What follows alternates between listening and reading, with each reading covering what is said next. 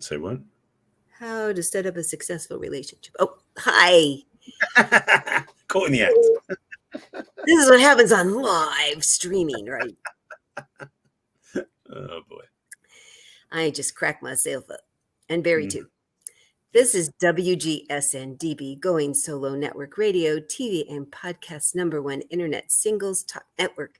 This is Let's Talk Dating with Christine and Barry. Hi, Barry. Hi, Christine. We're back again. You are. And today we're talking about, because I was just looking it up to refresh my memory, how to set up a successful relationship. There you go. Yes. So what's really fun nowadays is I've really heard a lot of different definitions of people about what's successful, because not everybody wants to get married. Not everybody wants to live together. But certainly most people, we'll talk about the ones that aren't exactly that, want a committed, loving, monogamous, long-term relationship with another person, that they love them and they feel loved back and they're working on a future together. They have each other's back. Right. Generally, somewhere in that framework is what I have heard people say when I ask them, well, what would be successful to you? They've used some or all of those words. Has that been your experience too? Yeah, because the thing is, there's definitely, as you were saying, there's the I can't find a way to say this nicely, so I won't say it.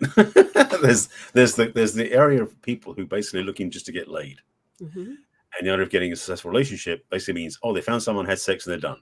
But that's not what this conversation's about. This is really for people who want a relationship, not just a knocking boots experience. Yeah. So yes, I think I would agree that the terminology people use a lot of times when I'm working with them, or just talking with friends about wanting a successful relationship, is one that is like hitting all the notes. Yeah. So it has the qualities they want, is the experience they want, the safety they want, the rapport, the intimacy, the trust, the alignment, the support, all these different things that people really want in their relationship is what comes to the heading of success. The challenge is, and we'll get into that a little bit later, oftentimes one or two of those key ones are missing and we think we can do without them. And that generally leads to a less than successful relationship. Yeah. So yes, just a baseline, a successful relationship, for definition, and what we're talking about here is a relationship that is intentionally entered by both partners, that both want to have it last for a long period of time, whether it is marriage or a lifetime, whatever that is for people, but has the qualities that make it fulfilling and worthwhile, that frankly they want to stay. I mean, for simplicity's sake. Yeah. They're thinking future with this other person. They're thinking of a future with them, spending a future with them. The other person in turn is thinking of a future. That's what we're talking about in the context of this conversation. And not that there aren't a whole bunch of other things that people would have in their relationships or not have. And what we find when we're talking to people who haven't had this, it's often because some of those pieces were missing. And so how do you determine what are your pieces? What are the things that you need? And boy, we've talked about it so much, and we are going to talk about it again because it's foundational.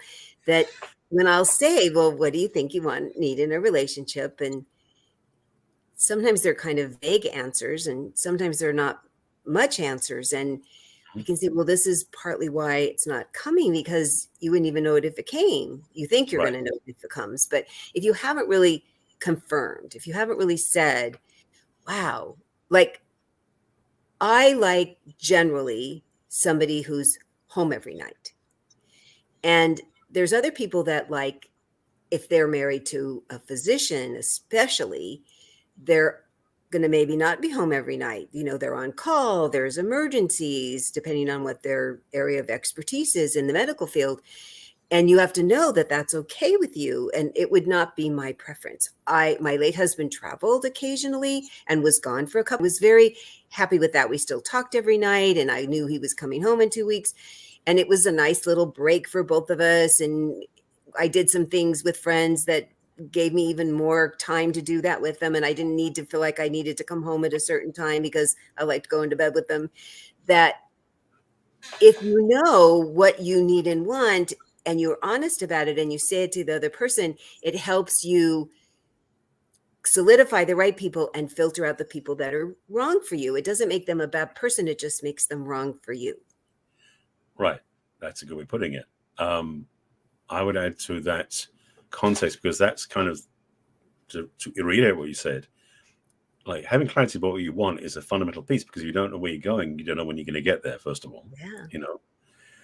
And that's a whole other teaching on its own. But in addition to that, two more pieces I want to put into the conversation, because they may or may not be relevant in this conversation, but we have talked about them before on the podcast way back. One is you've got to clean up your baggage from the past. Yes. Because how you set up in the sexual relationship is not mired in the pit of despair or the frustrations or the heartbreak and woundedness from past relationships that you hope the next person is going to save you from. That's one piece right there. So go look at our previous episodes to find out more about that breakdown, but that's one piece. Second piece is are you okay with yourself? Are you okay with the relationship with yourself? Meaning the one in the mirror, the one you live with, the one you're with your whole life. Because again, if you're looking for a relationship to escape that relationship with yourself, again, that's doomed to fail. So those two minor issues, minor areas, the past and the present, maybe some people look at as working on whilst you're single. That's the work I specialize in personally with singles. Yeah. But the thing is, when you're looking for a relationship, that third piece clear about where you want to have, where you want to go, what your experience is going to be like in that relationship. Have you imagined what it would be like in your imagination? Have you written down some ideas? Have you journaled about it? These are all things we're going to talk about in more detail.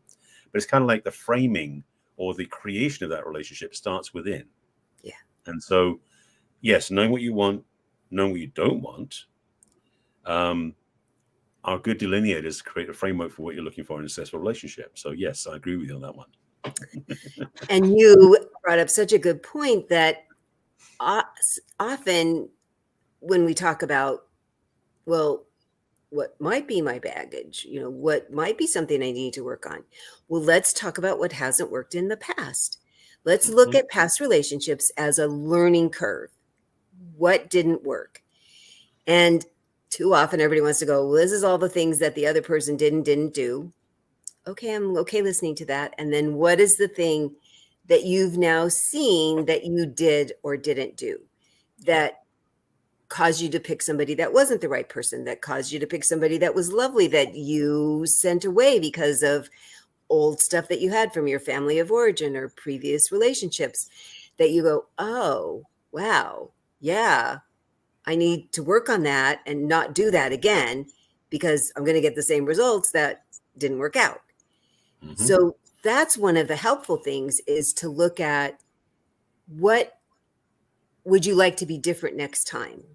You may have a meeting people that aren't committing.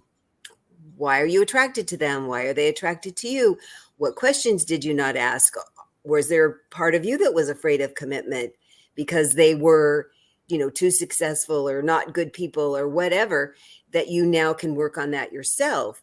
So yes, cleaning up who you are first, getting yourself to be your best person first. I am so always on board with that with you, Barry, when you bring that up. And it's not ever to give yourself a hard time. It's like, wow, I now know better. I mean, it's so much what you and I teach of, you didn't know that before. So we're not going to give you a hard time at all. And we hope you don't either, because now that you can do something differently and have better results, how great that you got to learn that. I mean, that's what's so fun about what we do, that we can give you some new tools and some new information. So if you haven't had a successful relationship previously, then looking at what your part was, because we can't change the other person. We certainly can always change ourselves. Absolutely. In fact, just to summarize that in a nice, distinct way, so if you want to have a successful relationship, you really need to learn how to be a successful partner. Yeah. Because the work, as we will keep coming back to many times again, restarts inside. And so setting up a framework for what a successful relationship is, it is both partners being successful partners. I don't mean business success. I'm talking about successfully handling the emotional and the physical and the mental parts of relationships that work, spiritual as well. And it is so interesting to watch when I talk to clients and prospective clients particularly, to discover their either very simplistic or they're very unplanned intentions of what they want to create, how they want to be in a relationship. So they don't even idea what the success will be like. Mm-mm. So how would you, speaking of the audience, how would you find yourself, or how would you evaluate yourself as being a successful partner to then find a successful relationship? Because again, it starts with who we are. And yes, to kick the can down the road, so to speak, to keep avoiding dealing with it is what some people do. I know, I did it myself. I know from experience how painful that is. And it's funny enough, it's amazing the next relationship didn't fix what happened in the last one. It's amazing how that doesn't work. So I know from experience, is why I help my clients so passionately, because I don't want them to go through the same thing again and again and again, is how do you navigate back to a healthy and successful place in your own life in relation to yourself, so that when you become a successful partner with a new person in that successful relationship. So yes, it is a multi-piece puzzle we're talking about here. Yeah, it's so true. And what I say is, if you're raising the bar for yourself, Yes. how can I be better? How can I be a better person, a family member, a colleague, a neighbor, and a partner, a romantic partner? What new things could I learn? What new ways could I interact with them? What old stuff do I need to work out and let go and process and release, so that I don't assume because they said something that they're the same person that was before, or that Right. I don't misunderstand and haven't learned to check in. Gosh, really, did you mean what you said? And that kind of hurt my feelings, and I'm confused because you don't usually talk like that. To be brave and worthy enough that you've now gotten yourself to a place where your foundation is solid enough to go, I need some explanation about that because I'm really curious and confused. And also to go, oh, I know I just said something really terrible, and don't listen to my voice because I was really kind of hangry, and I'm sorry, and I will apologize all over the place. That takes such a firm foundation. It's interesting. I was coaching in a group last night, and I suggested something like that, and they all went, I could never say that. Okay, well, Yeah. that's what we're going to work on next. Right. They were so shocked that I'd even suggest that you would say, gosh, this is how I'm feeling about this, and it's really been a problem for me. And I see that this is working for you, but it's not working for me. And they're like, oh, I can't say that. The biggest piece of this, and it's one of the challenges that people face, is then often at times willing to take responsibility for their partner relationship. And part of that is to take responsibility for our own mistakes in approach, or misunderstandings, or not clarifying things. It's so easy because we've been trained this way, I think, frankly, that every relationship falls when people start blaming each other, because it's easy to go that way rather than taking responsibility. And so it's never about, oh, what I could have done differently. It's no, you did this wrong, you screwed up, therefore I'm leaving you, and that's the end of the relationship, kind of thing. And that's why it fails. So again, successful relationship means taking responsibility. It means it is taking ownership. And I'm glad you talked to the people last night and had them maybe reset their expectations to understand differently, because it is so much more important to recognize that when you take responsibility for your own part in the relationship, God, if you all did that, it would change the world, frankly, because it's so tempting to be in a place of victimhood. Yes, and I use that term intentionally. It's that self-imposed victimhood where we just go, it's not my fault, it's theirs. If that's the case, why are you upset? So to face the facts, to face the truth, and to face yourself in the mirror, frankly, and understand where we are the ones responsible for how we feel, and also how we respond to what's happening around us, in particular our partner, and like you were saying earlier, other relationships besides our partner if we're single, those business relationships, family relationships, social relationships. We can notice ourselves when we are triggered and when we're not owning what we have been triggered by versus blame the other person. Yeah. That shift into ownership, that shift into responsibility, that shift into autonomy, first of all, it's very empowering, and it isn't as disgusting as some people think. But secondly, it is what contributes to that successful partnership piece. And yes, your audience, hopefully, I know your audience last night, some of them will get and go, oh, I get it now. I can actually transform my experience. So that was wonderful. Yeah. It was eye-opening for all of them because they all were on the screen together going, So the other side of that same coin is the people who go, oh, it's always me, and I'm always the screw up, and I'm never good at this, and not helpful either. No. Not helpful. Blaming the other person 100%, not helpful. Blaming yourself 100% is not helpful. Yes. None of that's helpful. Because there really is two people. They're really, because I'm fine hearing their part, the other person's part. And we also need to talk about what's your part. Because if you change your part, guaranteed, the other person either will do some readjusting on their own, they'll leave, you'll not want to be with them anymore. It will help sort it out if you'll just start with you. And that's what I was saying. Just say, you're not picking on them. You're not saying it's, you're just saying, wow, this really is hard on me. I'm a really sensitive person, and that's really hard for me to hear that. Is there another way we could approach this? If there can't, then I guess I can't have this conversation with you. You do you and I'll do me, and I'm going to do me over there. And they were like, oh, really? I go, yeah. So that's with you taking responsibility of, I'm not going to be the victim all the time. I'm not going to say that everything's my fault all the time. I'm going to figure out what part is me and work on that, and then see what happens in the outside world. It's amazing how the outside world shifts. Yes. It just shifts when you start making those kind of changes in yourself. And then what you will probably feel, the successful part of relationships, is that you're with people who honor, oh, I get that that's who you are. Oh, I get that you've worked on that, and now this is who you are. And if I want to be with you, I'm going to need to do this, and I'm going to say that. If you want to be with me, you need to do this. And you say, can you do that? I mean, that's the evaluation that happens from the first meeting with a new person. If you're self-aware about this, if you've been working on yourself, you're going to be really cognizant about, how am I doing with this person? How am I doing with them? How do I think they're doing with me? Let's keep checking. And people are amazed when I go, so what are you thinking about that? And they're like, you asked my opinion?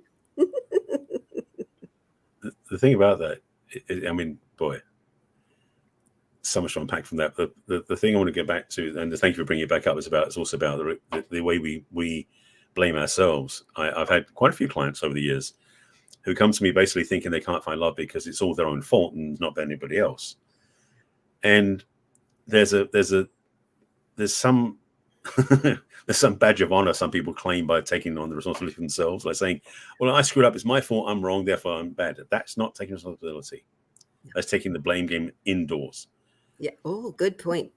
And the thing is that when we take responsibility, what that means, frankly, is to step into a place of owning what really is yours, what really somebody else's. Because the thing is, it rarely is 100% one or the other. That's just a fact of life. It's always something triggers, somebody started, something says something, somebody else says stuff. And basically, I've talked this many times in the past about how we tend to carry what I call dovetailing patterns with people. So our upset gets triggered by their way of being, and vice versa, because it's the way that we fit together, because the way we're driven. That's a whole other conversation about subconscious programming, which I've talked about many other times in other videos. But the recognition is that the part you have is what you can work on, because when you change that wiring, that understanding you carry, or that bunch of emotional baggage you're carrying, when you do transform that, like you were saying, the world around you changes. The people who had the same patterns you used to have don't fit anymore. So you don't attract them anymore, which is the wonderful gift. So it's not about changing everything. It really, again, inside job, work on yourself. Meaning that when you start to notice how amazing you really are, and you start to let go of the, what's the word I want to use? I was going to say bullshit, but I'll try something nicer. But the false beliefs, there's a better way of putting it, because it is bullshit, to be honest. The false beliefs we carry against ourselves as self-imposed punishment, or self-imposed limitations on living. When we finally do the work to resolve those and make peace with those, we start recognizing that life is pretty good, because we realize we're pretty good. And it is about doing the work, because when you recognize that, as you said, the world around us starts to change, because we start to find the people who are attracted to us are not the same people that were before, because we're not either being the victim, or we're not being the demon, or whatever it is we were perceived as before. We're changing to being much more self-supportive. So yeah, big stuff. And you really will be more attracted to and attracting people that are moving at the same level, that have done the same work to go, oh yeah, I don't want somebody picking on me, and I don't want to keep picking on them. I really want to have a very symbiotic back and forth, when something happens, that we have means of talking about it, to getting to the other side of it, that we both feel heard and listened to and honored, however we're feeling at the time. If we can articulate how we're feeling, if we can get to the bottom line of how we're feeling, and then say it to a person who's ready, willing, and able to listen, and could now say back what we say, oh, this is what I really need right now, that's when the foundation gets really solid, because the other things make all these cracks, and you keep feeling like you're stepping on cracks and it's not very level or firm. That if you get to that place where you're like, wow. So you need to have that honest conversation with yourself first. What are the Yes. things I need to still work on, and how am I going to work on them? Who am I going to include so that I can get to the bottom of this, and have this feel smoother, less hard, less Yeah. foreign, because you need to keep practicing it. So I tell people, just practice with people in the world, talking to people, me, I'm talking to everybody in the grocery store, that you do that a little. And, even tell your friends, I'm learning this new thing. I want to practice it with you. And your friends are like, wow, because they come back and they go, well, my friends are like, tell me more about that. And they Mm. go, wow, this is such a clean way to talk to each other. Yeah. Yeah. That's a gift. Yeah. And I love the idea of that. Sorry, John, just go there for a second. Yeah. Recognizing that everybody in our life is practice ground. Oh, yeah. Because if we're single and we're like, when I get that relationship, then I can do all this stuff. It's like some of the things you don't have to wait for, Yeah, maybe intimacy and sex things, you can definitely save that for that partner. But frankly, dealing with issues, resolutions, remembering who you are, navigating through the place in a place of integrity and ownership, that can be every relationship can be practiced, because like you're saying about how people are changing and noticing the difference is like your value in the eyes of other people, so to speak, does tend to increase when you start taking responsibility, because they start to notice you having a much more, it's like dressing up smarter in a way, but dressing up emotionally smarter, so to speak. You become more presentable, more noticeable, and people are like, wow, that person's pretty cool. It's And definitely I've why you certainly, thank you, said lots of times, on a first meeting, the two goals is, what are you going to learn about yourself, and what are you going to learn about the other person? But in all your interactions, you can do that. Yeah. Well, how did I feel about that? And did I really check in with myself that I was kind of tired, or I was kind of cranky, or that person reminded me of somebody I don't like or somebody I do like? And how did I treat them, and how did they treat me back, and what kind of stuff was going on for them? And people are like, oh my God, that's so much work. And what it does is it makes it less work, because you keep practicing it. Everything you practice, you get better at. It gets less hard. It gets less tedious. It gets to be more fun and more interesting. And when you see the rewards, I mean, that's why we all fooled around with our phones and figured out how to use them, because we really want to know how to use them. And even though it's really hard in the beginning, and when I first got my Apple phone, I'm like, how do you swipe up? I mean, I stood next to teenagers and go, show me how to do that, because I couldn't do the swipey up, wake it up thing. I was like, I am clueless about this. And now it's effortless, because I'd probably, how many thousands of times have I done? But in the beginning, it was so hard, and I couldn't even wake up my stupid phone. So that's how this feels. I want you to just recall, yep, that's how new stuff feels. This is just a new thing. And I hope that it's so worthwhile that you'll just keep toughing it out and doing it, even though it feels frustrating. To talk to new people and go, how was I feeling during that interaction? Why was it hard? Why was it fun? What was different about that one than this? Was it the person? Was it me? I mean, it could make your day way more interesting if you do that, instead of just motoring through our days, right? For sure. And one of the benefits of this, like you're saying, is you practice out the world. When you do find that special someone you'll get a relationship with, those skills you've been practicing, like riding a bike, you don't need training wheels anymore. So when you're in that new relationship, your autopilot for those skills is happening automatically now. Your ownership of that and being able to navigate through a relationship from a self-honoring place, a responsibility place, a responsive place, isn't something you need to go, I'm in a relationship now, so I need to practice this. Like, no, you've been practicing with all the people around you since you came out the other relationship. So your instinctual way of being is much more elevated than it was before. So yes, practice this now before you get another relationship. It'll benefit you and them. Yes, because what I've seen personally and professionally, and Barry's talked about it too, is when you find the person, whatever is your normal thing to do, it's going to pop up. And Oh if yeah. you haven't practiced this, you're going to be doing the old stuff that didn't work before. And how sad is that? Because we think, oh, now this is the person. I'm going to do all the right things. No, because then we're like in a dither and we're so happy and we've got all this chemistry and Hmm. excitement and we think about them all the time. And then just our automatic pilot kicks in. So you'd like your automatic pilot to be this thing that you've been practicing for a while that serves you better as yourself and help building a relationship with this person that you got all this chemistry with. Absolutely. It sounds so simplistic in a way, Mhm. but we are providing what's what we're looking for. Effective, that's a good word. Steps Yes. that will transform your experience in a relationship. Because again, this topic is about how to set up a successful relationship. Yeah. We're not talking about the other person, in case you've noticed. We're talking about you, because how you choose a partner is going to be another piece of this. But frankly, choosing yourself first and being the partner that is more successful in the relationship beforehand, Mhm. again, it raises the standard of people around you. You'll notice people around you will shift to be more aligned to your new values. That also means the people you date and are attracted to, who are attracted to you, will tend to be a better quality person too. So this is foundational, it's groundwork, but it's fundamental because most people, as you said when you talked to that group last night, most people don't get this. So if you do get this, you're going to be so far ahead of the game. So take Which notes. is the best, the Yes. best. So let's say you've had some successes in the past, because I've had people talk about the successes they've had in the past. Well, it's got a whole nother set of circumstances of, okay, let's write about what you really liked about it and Hmm. what you'd like again, exactly like that. And if there's things you would like differently, and then really consciously go, how long did it take? What kind of steps did you make? It didn't happen overnight. You remember it as very solid now. That's been a pitfall that I have found with people, especially widowed people that have had really, generally, nobody's relationships are perfect all the time. That would be crazy. Really good, solid. I want that again. Okay. Can't have it today or tomorrow or in the next 2 weeks, even if you met the person. It was an evolution. Be kind and patient with yourself, be kind and patient with the other person, Yeah. because you also developed it probably through decades.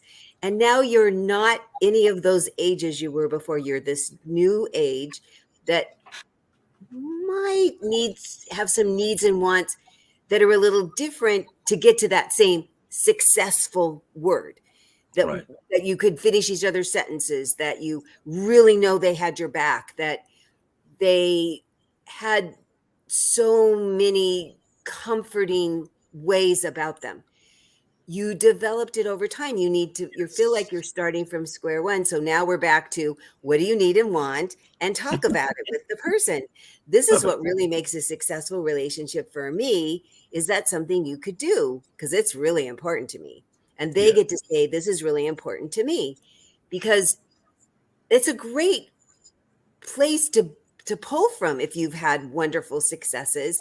You just have to be really patient. Okay. I'm trying to be devil's advocate in a way and say the other way around too, because the thing is, it's Uh-huh. like, yeah, be willing to be patient, but you may not have to be. So you're going to be willing, because the thing, and I'm saying it this way Be willing. because not guaranteed, it's just say, it's like, yes, you have to be willing to be patient first. But the thing is, by being so, you're much more detached, which means when they do show up a lot quicker than expected, you'll be so relaxed and happy because you won't be going, hey, is this the one? Is this the one? Is this the one? So you won't scare them away. So there's a joy in this. Now, yes, I love that idea and reminder that some of those fundamental things that we really want, we won't know because our fronts, they don't come out with their shingle hanging out saying, this is what I am, and this is what I do. You discover that when you spend time with them and they get to know them over a period of time and over a few months or a few years, you start to notice this confirmation of what you've been asking for and looking for. Because just to say this clearly, when you know what you really want, you tend to find it's more magnetic, clearly what you want. Because if you don't know what you want, like I said earlier, it's like, wherever you're going, it doesn't matter where you end up. You don't know where you're going anyway. But if you Mm-mm. know what you want, you tend to make that into your navigational chart, so to speak. So you may find yourself attracting what you really want sooner than you thought.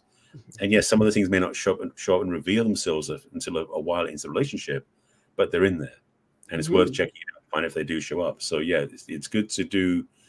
Again, preparatory work is vital, but experiential work is part of it too.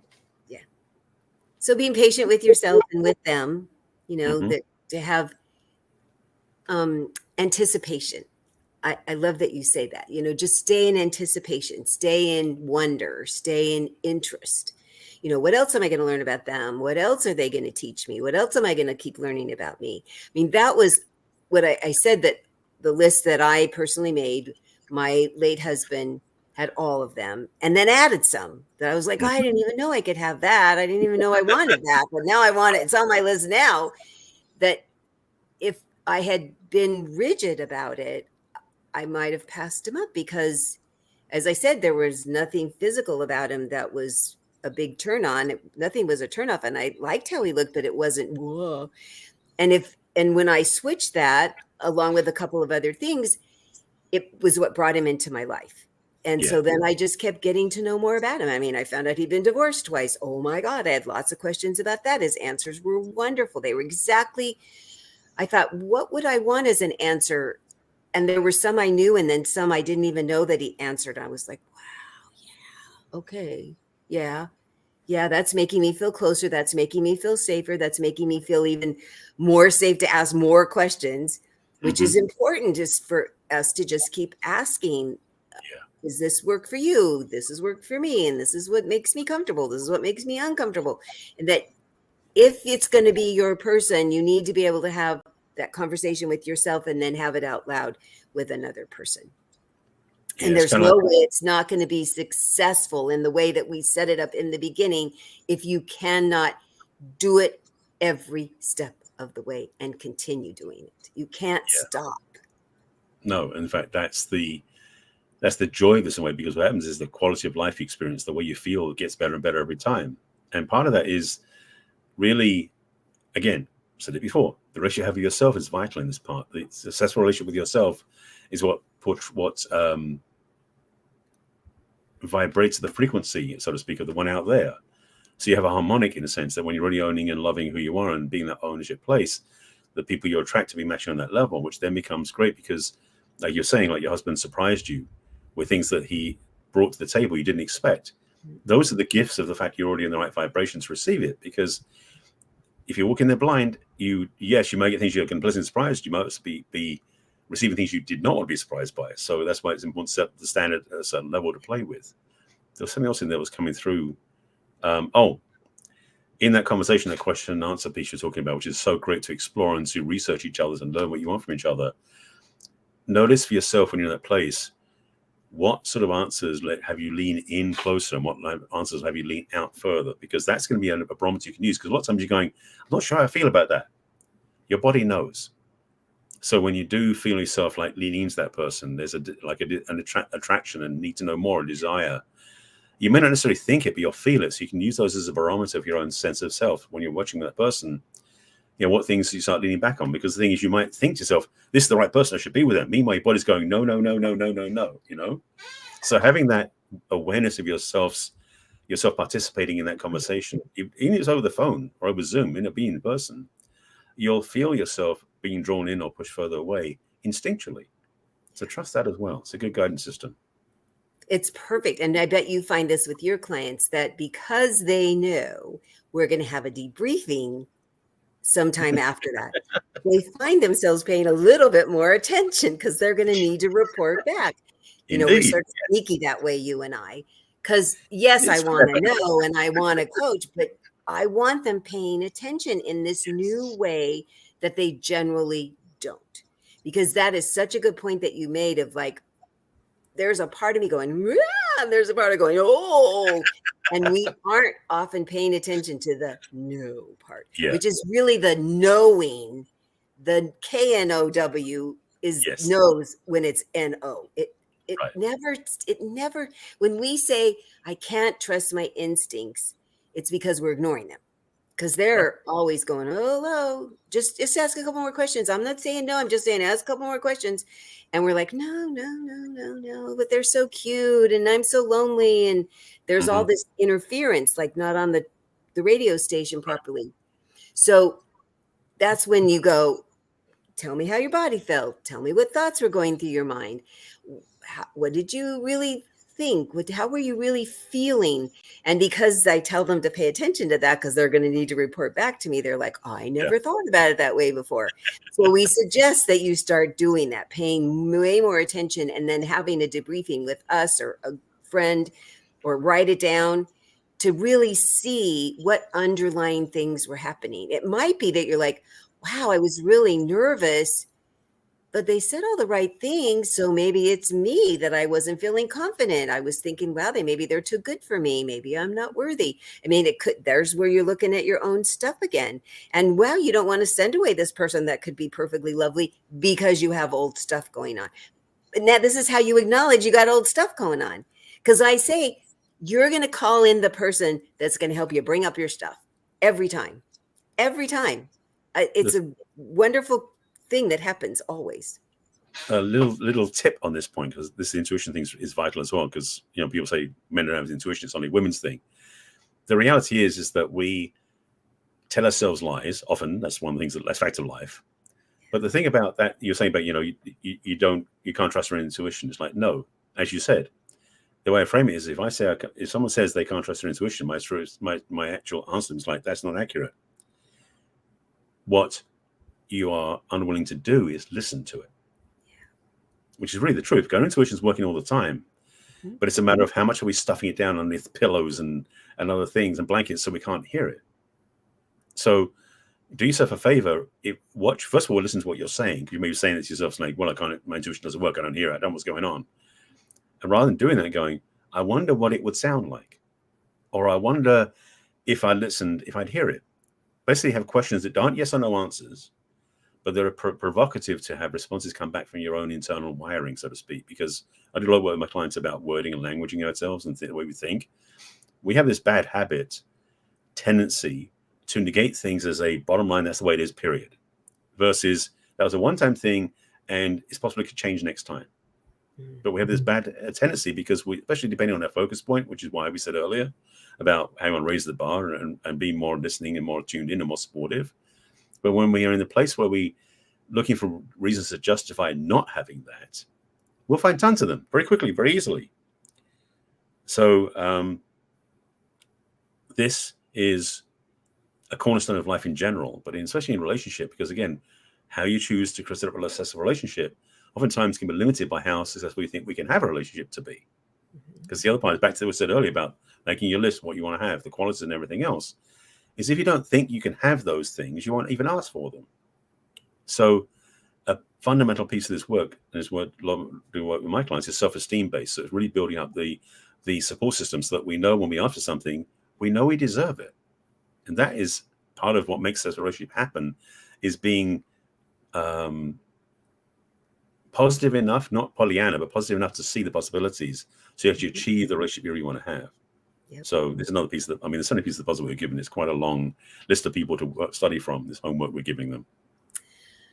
Such a good point, Barry. And the bottom line that you and I keep saying is, first, have a successful relationship with yourself. Mm-hmm. That's really the place to start. That you think you're a good person, that you think you're worthy, that you think there's lots of good things about you. Sure, there's things that you could work on and change and do. And the list of things that are really good about you is really long. And the list of things that you're going to work on is really short, which generally it's opposite for lots of human beings. And how can you really have a successful loving, caring, open, honest relationship with somebody else if you think so badly about yourself? If you really do look at, the whiteboard with the positive and negative, which, we do about other people all the time. If you look realistically about yourself, if those lists are really far apart, that's really the place to start. That's why you're probably not feeling successful in a loving relationship, is because you're not feeling very loving about yourself and very considerate and valued by you, we keep waiting for another person to value us so that we'll feel valuable. Well, I think it's, as we've made clear many times, especially here, it's essential to think you're valuable already. Absolutely. And not falsely. I mean, I have not met anybody as a client yet who didn't have lots of valuable things about them, lots of wonderful things about them. Absolutely.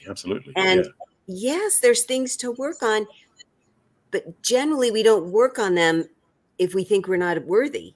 If we think we're worthy, we're like, well, I'm going to go learn how to do this because I feel I really deserve this and I really need this and I want to even feel better than I do.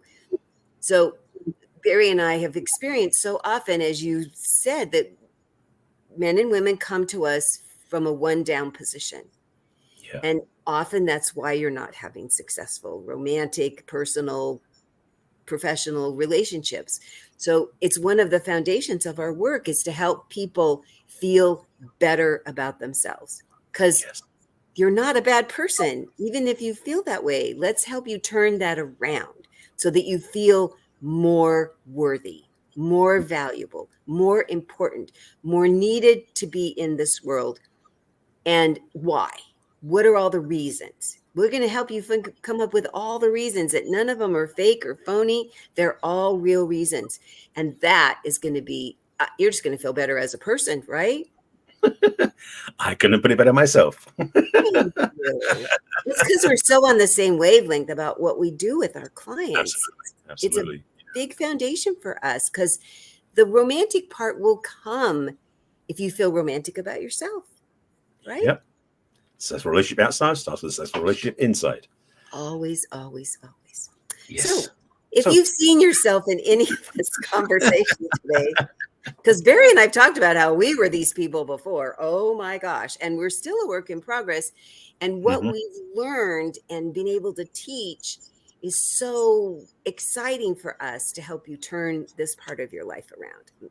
It's so fun because we're living it. We're like, yeah, this is pretty cool. I don't want to get back to that other thing anymore. Yep.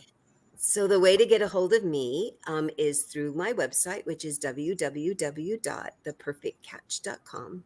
And you can click on what's holding you back from love and have a complimentary conversation with me. You can also sign up for my email, my newsletter, for my email address, my email list. And you can click on all the symbols to access all my social media, to read my posts and my inspirations and things that are going on in my professional life and my personal life. You can also send me a personal email at Christine@theperfectcatch.com. And Barry, how do people get a hold of you? Who, me? My lovely co-host. Yes, I love this conversation. It's been fun. It has been fun. You can reach me, and if you want to get help from me, definitely I recommend you go to my website, which is my name, barryselby.com. It is getting organized. I can't release, it's not released yet, but it's getting cleaned up in the behind the scenes. So, but in the meantime, my site's still functioning, doesn't look pretty. On the homepage of my site, you can sign up for a discovery session with me, 20-minute conversation. We see where you are and where you want to go, and I can help you with that. At the bottom of the home screen of the website, on the homepage of the website, there's a link to join my email list where you'll get replays of this show and other things I'm doing and up to in the world that you'll get to know more about. Also on my website is my book, online courses, other videos, and a few other things as well. And on social media, you can find me on all the platforms as my name is Barry Selby, except for Instagram. So Facebook, LinkedIn, Twitter, X as it's now called, Threads, as it's also now, there's so many new things out there. Clubhouse just went through a revamp today, so I'm not even going to try going there at the moment. It's so messed up. YouTube especially, I've got tons of videos on YouTube, including this show replays, amongst other things. And on Instagram, it's the real Barry Selby. And basically, follow me on the social media platforms. But if you want direct help, first page of my website, sign up for a discovery session. Let's get you started on the road to success that you want to have in your relationships. Yeah. Yeah. Oh, and also quick plug for this. If you're watching this online, great. If you want to listen to our show, we do it as a podcast. It's all the audio platforms. You can take it with you, because videos you can't take with you easily, but audios you can, whether it's Spotify, Apple Podcasts, or any other platforms. So make sure you do check us out on all the platforms, and do us a favor, be a subscriber and like our stuff. We'd really appreciate it. We'd really appreciate it. That would make us so happy. Oh, yes. And we're here every week on Thursdays at 1 o'clock Pacific and 4 o'clock Eastern and all the times in between. We love when you watch live and submit questions or comments or tell us that we're telling you great stuff, or you have a comment about, oh my God, I have no idea what you're talking about. And if you're watching this on a replay, please share it with your friends that are not feeling very confident with their lives. They're needing a little boost. I mean, you just go, oh, they're such a great person and they don't know it. They need to watch this podcast. So please share it with them. Absolutely. So with that, we'll see you next week. Bye for now. Take care.